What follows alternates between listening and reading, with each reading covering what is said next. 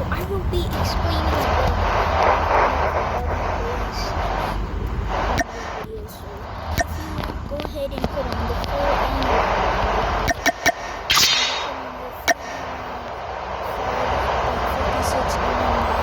I don't know if it works with this, but just to be sure, I'm gonna go with this. That's what he said. So yeah, and then put on any other attachments you want to. These are the actual stars of the video. So I will go ahead and let you see the bug here.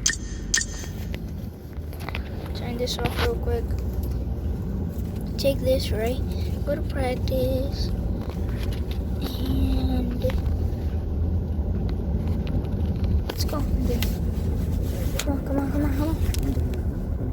And then I will show you the bug.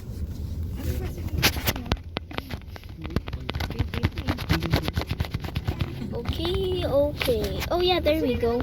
Look at this. Look at the gun. Look at the guns thing. Look at the guns thing. See, it's 8,200 ammo.